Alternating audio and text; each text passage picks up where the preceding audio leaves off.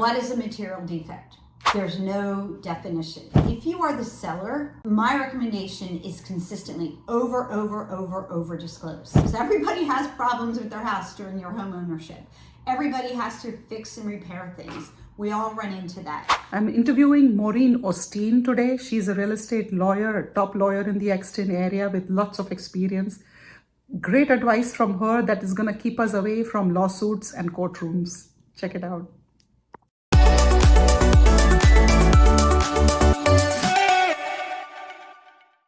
So thanks, Maureen, for sharing your time with us today.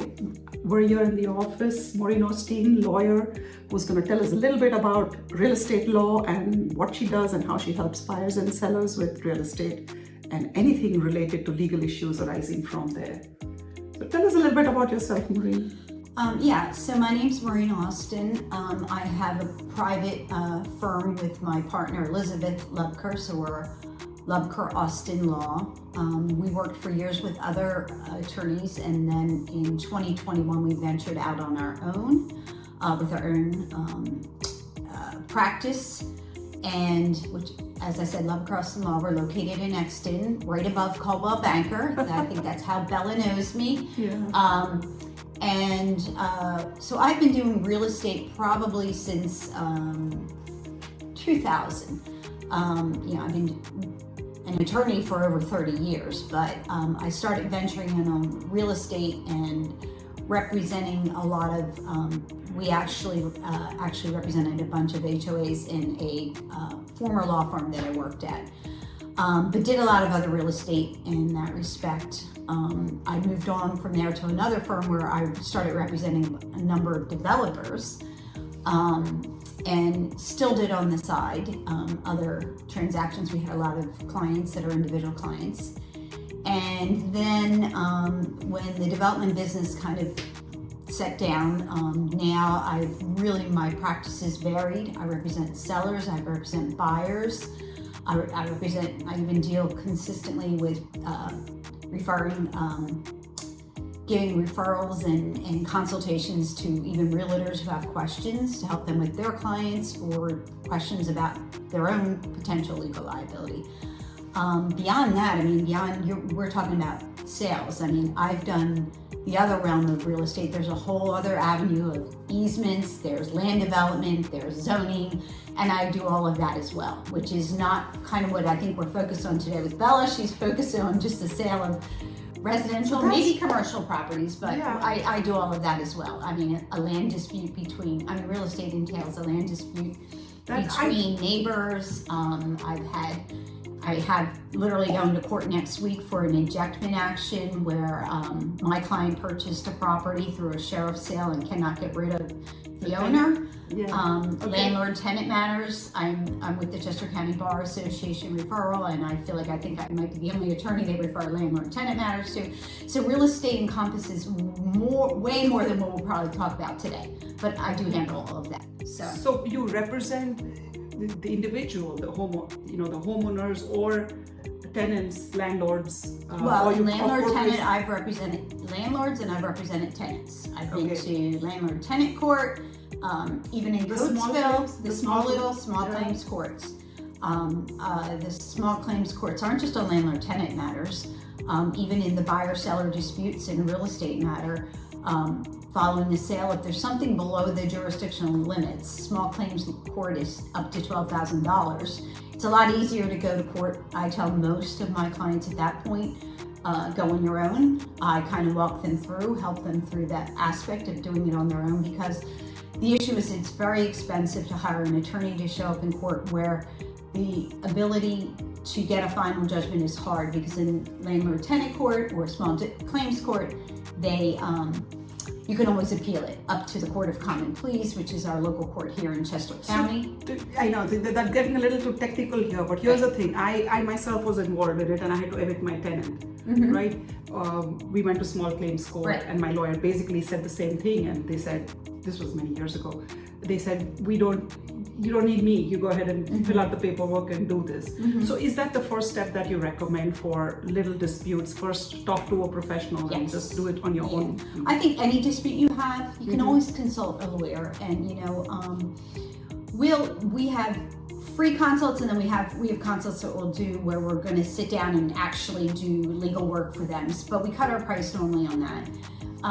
But when it gets beyond that certain time frame, you might still have to pay a lawyer, but it's better to do it then than to wait, get yourself in a predicament where you haven't really prepared yourself to go to small claims court and you walk in and you lose. Because a lot of people in small claims court, they're not going to take it any higher. They're, for whatever reason, they get brought in because they breached a contract or vice versa. They think somebody damaged them and they go there. But the intimidation of going higher than that and taking it up to the cost related to it, because once you get above small claims court, more times than not, they're going to hire an attorney because there's a lot of legal documents that need to be filed. If you don't do them correctly, you can be, out of court or not within the time frame because you're not a lawyer. So that's when it gets expensive. So the smaller claims, if you really feel like you have a case or you're brought in there, most times I'd say consult a lawyer,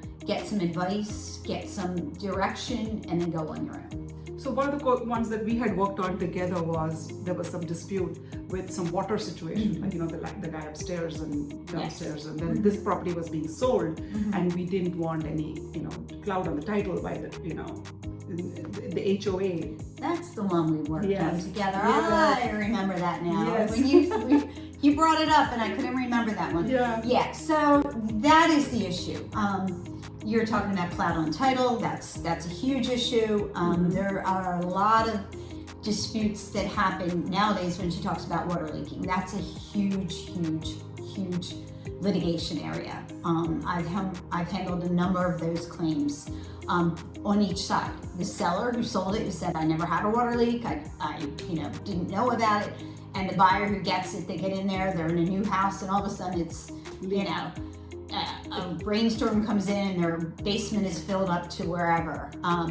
So that really takes us into disclosure statements, and I think you had referenced them.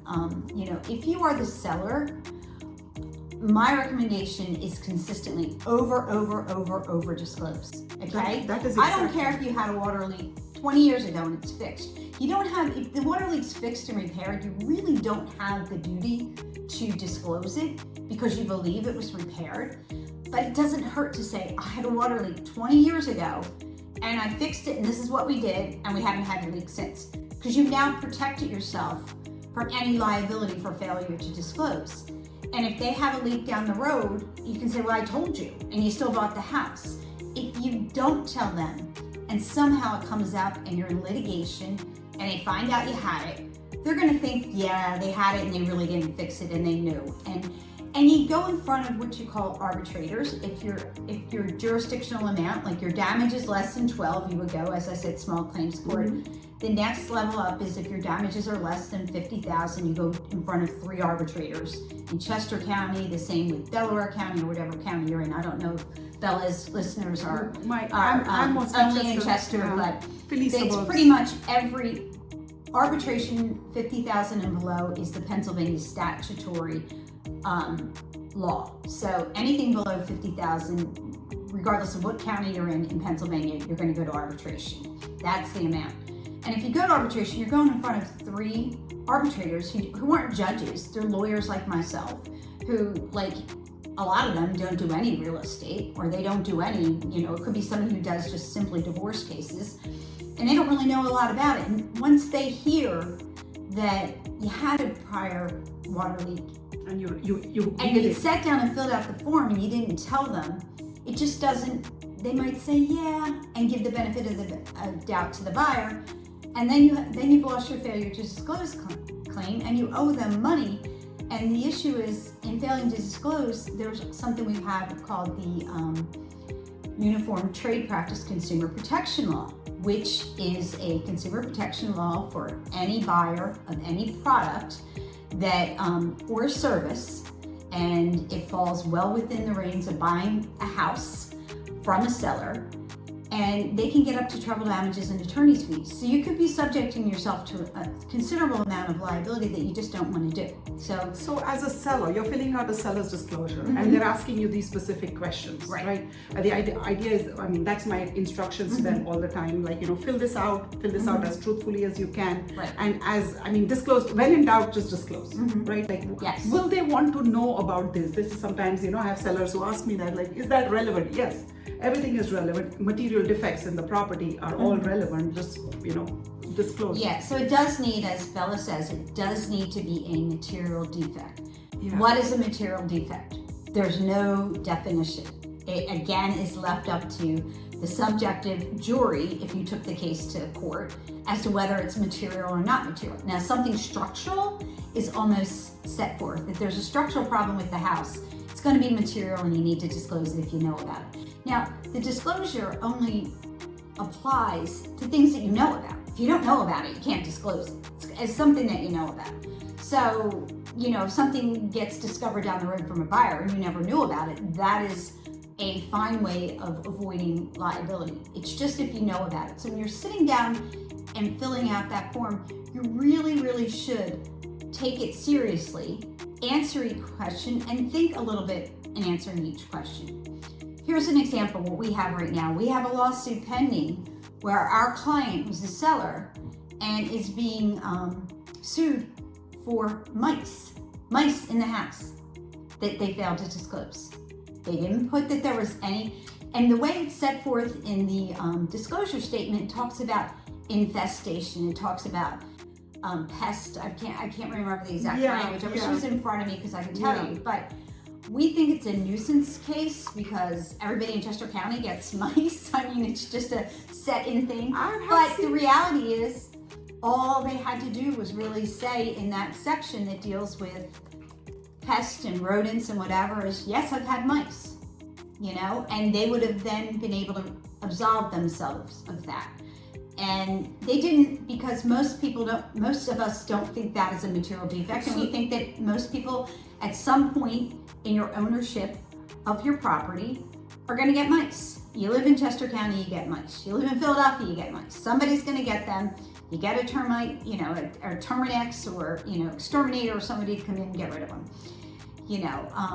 But that's just an example of that you could be brought in. You can't avoid being brought in, and we're just trying to give you ideas of how to avoid ever even being sued because of a failure to disclose. I have done some inspections with homeowners, and they with buyers who are looking to buy homes, and we find mouse traps, my traps up in the attic, right? And they could have been there for 3 years previously because people put them up in the attic and then they never get rid of them. You forget about them, right? We have them in our garage, and I haven't seen mice in a while, but we have them set up in our garage because my husband just likes to have them out there. And if you're out in the woods, and if that's the kind of property you're buying, I mean, it's a given. But when they're filling out this disclosure, sometimes the way it is worded, it doesn't even occur to you because you've forgotten about those traps in the attic, right? Exactly. Often when we take a listing, right, like when the seller calls me and says, Bela, time to sell a home, and I give this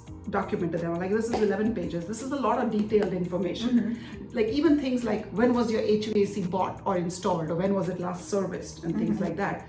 They have to go back and check their records because a lot of people don't know this off the top of their head, like what did I do when, or when did I finish that addition in, or whatever, the renovation of the bathroom or whatever.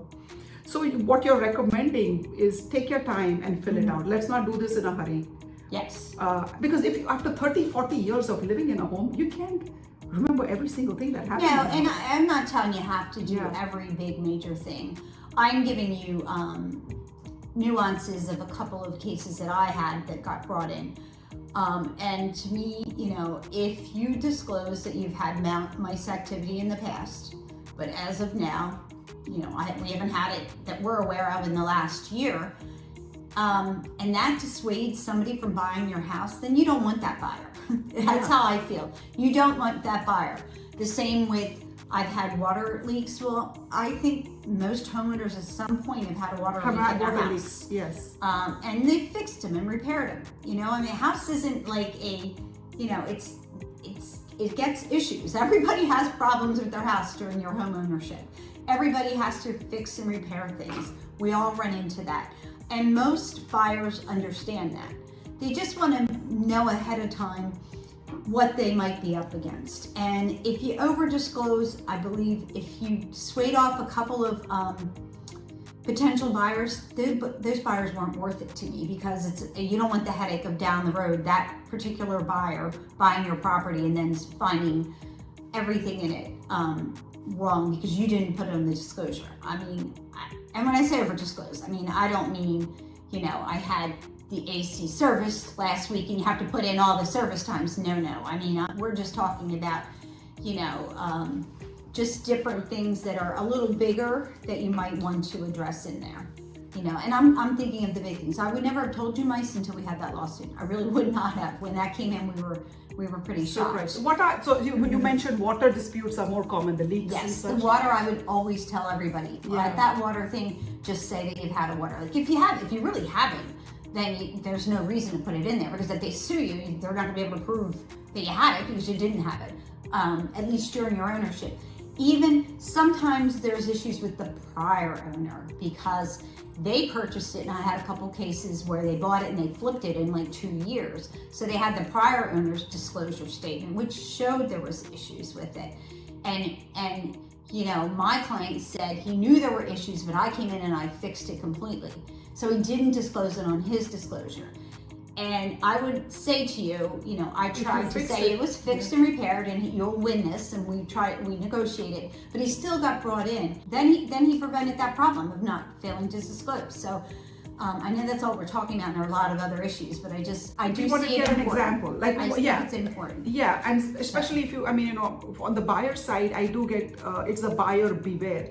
Part of the reason why I ask about the sellers is our contracts, our agreement of sale protects the buyers in many ways, I feel. You know, I don't know, it's a personal opinion maybe, but do your inspections, make sure you're getting your mortgage. There are all these contingencies, right? Check your HOA docs and like then forever hold your peace kind of thing, right?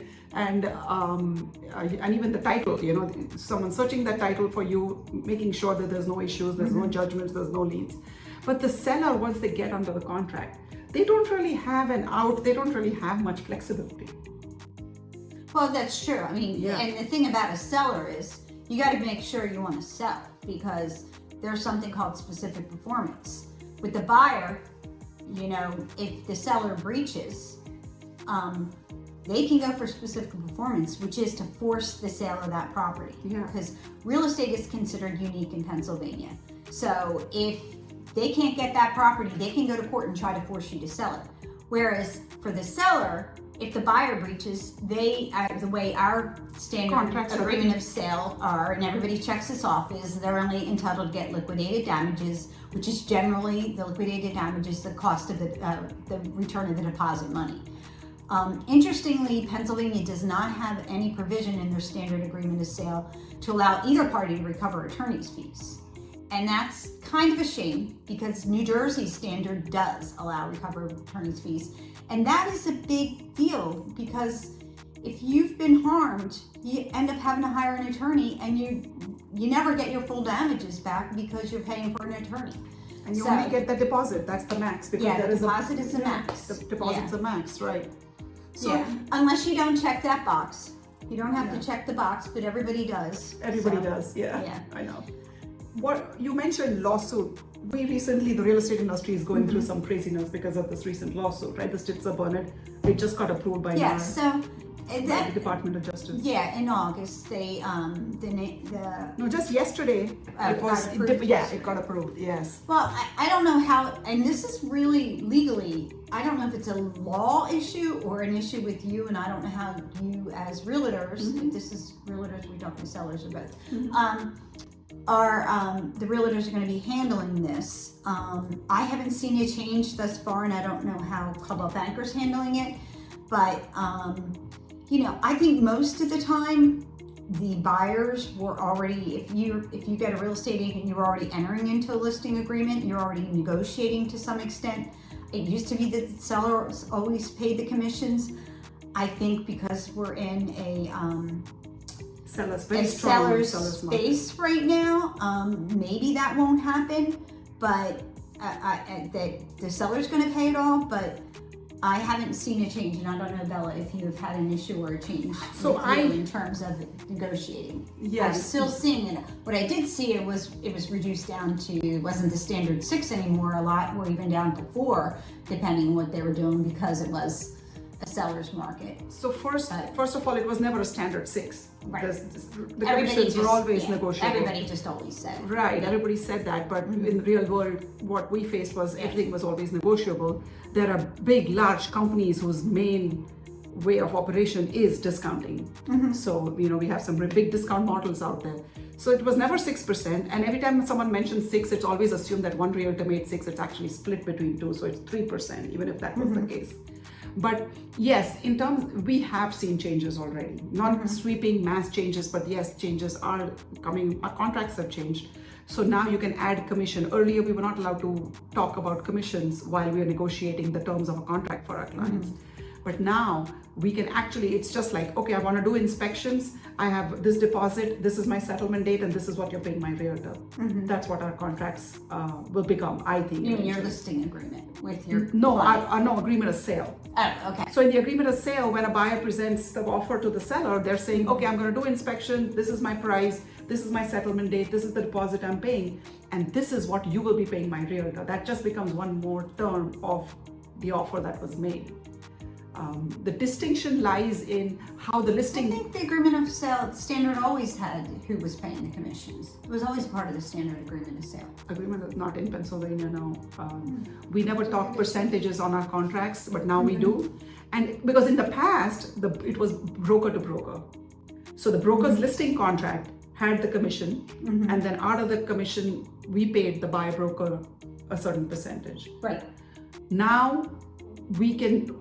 Well, at least the way I am beginning to do it with the Coldwell Banker forms is, I'm going to say this is my fee, and my listing contract states my fee and Coldwell Banker fee, right? And then what you're paying the buyer broker is up to you. This is another number, and you can decide to pay right now, or you can wait and do it with the offer. And so now we're using it much more strategically. So I listed a $275,000, twin home in Goodslow, and I'm offering 2.5% upfront because I know that 275K buyer does not have the money to pay the realtor fee, right? I mean, that's the assumption. You're talking about the buyer, so you're offering to pay the buyer. So this whole commission thing was about the buyer broker fees anyway. But you're representing the seller, right? 275, and you're offering to the buyer's broker to pay him 2.5 upfront. In that case, I strategically chose to do that, right? Because I know the buyer. To do that. I don't have to. Whereas the MLS listing, I mean, I it's think that's the big thing. Yes, that's you can't have it on the MLS right. anymore. That's the big thing, and then it's more negotiable. Whereas before, it was kind of had to be on the MLS listing where people had to know. And I don't think it was a big. I don't know. They made it seem, and I know the lawsuit made it seem like it was a big conspiracy, and nobody really believes that because it's always been kind of. It's always been negotiable. And then $1 million. So when I listed a $1 million home, and I knew it was going to get into multiple bids, I said the seller is open to paying buyer brokers, but bring it to me with your offers. So some buyer brokers automatically cut their commission and ask for 2%. Some ask for 2.5%. So we just checked net to seller. And we have 4 offers now, and we see which terms make most sense and what is the net that makes most sense to my seller, and then we accept it that way. And sometimes I go back and renegotiate as well. Right. So that it is just another term to negotiate. So in a sense, the seller is, I think, more than 90% of the time still paying the buyer broker. That's what I thought. Well, the issue but is the numbers you're going to lose if the buyer is not getting what he's getting in anymore. The buyers are going to lose because the brokers aren't going to want to represent the buyer because there's nothing guaranteed to them, and that's going to be sad because then you're not going to. I believe the seller's not going to get as many people because the brokers aren't representing them and bringing them to their house. That is what some people think, right? Yeah. But now, so when I work with my buyers, I work with both buyers and sellers. So I do sign, now we have to sign paperwork before you even show a single house. I know that. So that's the new rule, right? So I explain my value to the buyers and I say, well, this is my fee. We will collect it from the seller. If he's offering it upfront, great. If they're not offering, we will request it. And if they're resistant, we negotiate it. We adjust our offer to make that happen. Right, that's what they say. And then people are adjusting the offer, but there's still that market that they're still overbidding because they're still bidding wars. Exactly. So it'll change based on, is it a buyer's market, is it a seller's market, are we having a balanced market? Yes. And it depends on the property. Every property, like you said, is unique. So if it is something move-in ready in a desirable location, location, condition, and what's happening in the market, that's the value, right? So if it's so desirable, there's going to be multiple offers, and you're in a driver's seat at that point. So the lawsuit has changed some. I believe that eventually the fees will get decoupled.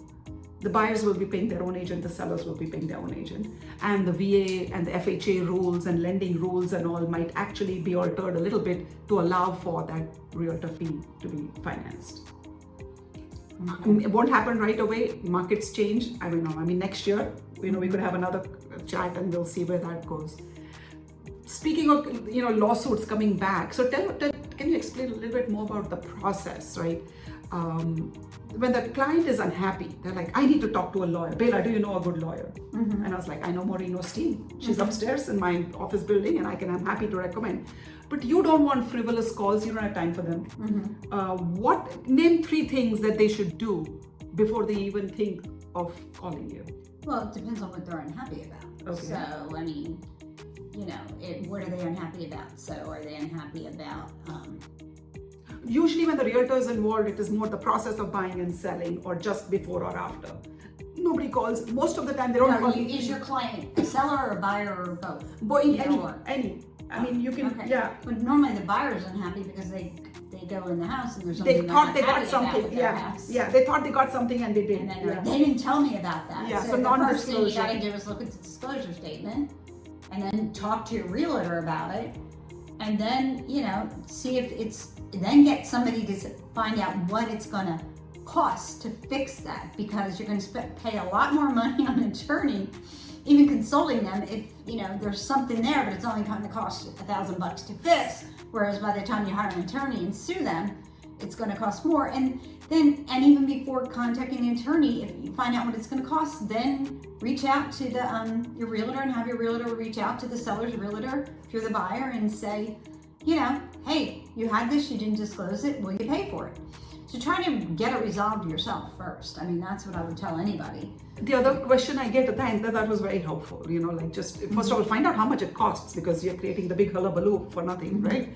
What about the tenant evictions piece of it? There's plenty of investment properties around here. People end up becoming what I call accidental investors. They lived in a home they moved on, and then they never sold that old home, or they inherited something from their parents, or right. And so they're not necessarily investors, but they end up having 1 or 2 properties like that, which now, has become an issue. The tenant is not paying rent, or they've destroyed the property. I mean, every time I have seen enough properties where I'm like, oh my God, there's no way your deposit is going to cover all of this. Right. So, protect yourself against that. And I don't think a lawyer... Well, the problem with it, if this is your problem with landlord-tenant cases, is I say even, and, damage cases, all this kind of stuff, like construction cases, because I have a lot of construction cases that I do, which is real estate again, but it's not the sale here.